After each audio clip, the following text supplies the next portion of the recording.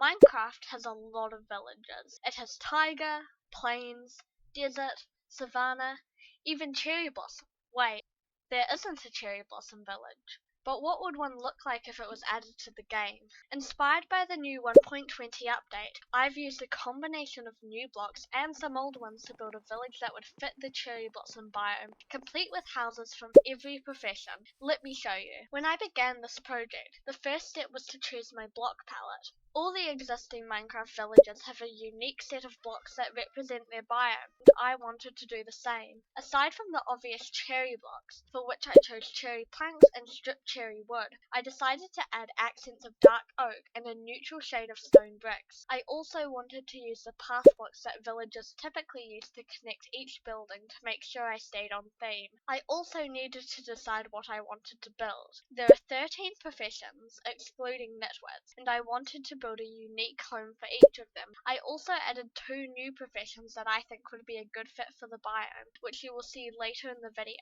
as well as farms and a village centre. With my plan in place, I was ready to get building. I began with the centre of the village, where the bell would be found. I knew there should be a well, so my design centred around that. After a lot of iterations, I had this fountain, with an arch over the top made from fences and some little potted plants as decorations. Then I decided to map out the rest of the village. I used a red wool so it would be more visible, and added slots for 15 houses in varying shapes and sizes. And that was when I made a very stupid decision. I decided I wanted a lake in my village, and this quite sizable chunk of land that decidedly was nothing close to a lake. So, after a lot of pain and a lot of wasted time, we have a lake. I filled it with axolotls, which somehow all turned out pink to be perfectly on theme, and bone mealed it up to add vegetation. Why did I want a lake, you ask? Well, I'm not really sure. It was mostly just so I could build a bridge over the top, which I did do, so I guess it wasn't really a waste. I built the bridge from a marbled pattern of dark oak and cherry wood, and used this as a starting point to fill out all of the paths between each building, which was the most boring part of the project by far. But once it was done, I could move on to the actual buildings and begin the first house. This was where I actually had to decide how to design it. I began with the roof, building a frame out of dark oak that I could then fill with cherry stairs and blocks. I added beams out of stripped cherry and made the ground floor of stone brick walls that I mixed in with andesite and cobblestone for a nice texture and gradient. Cherry planks for the floor, and I made sure to add a hanging sign stating the profession. I added stained grey windows, as well as some potted plants as decoration.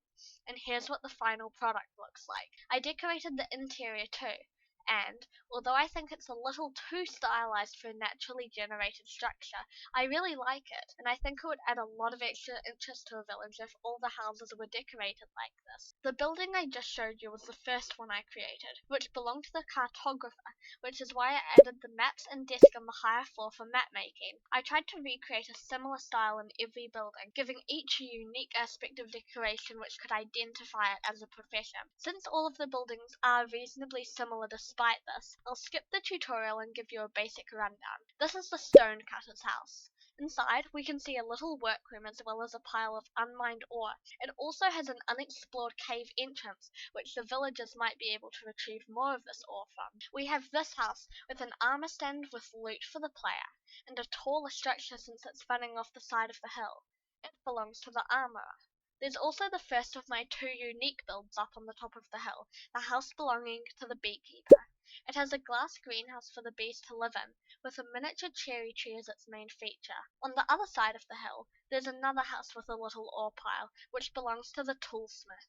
It has another connected building with a differently sloped roof, which is home to the weaponsmith. Down by the lake, we have some water-based professions. This includes this fisherman's house on stilts with a fish tank and stack of barrels by the front, this leather worker with a laundry line, which I am very proud of, this cleric's house on stilts modelled after a witch's hut, this Fletcher's house with a shooting range, and this florist shop with a big flower, the other unique profession I added. There is also this librarian's house full of bookshelves, this shepherd's house with a sheep pen, this butcher's house with a pig pen, and this farmer's house with a farm going along the cliff face.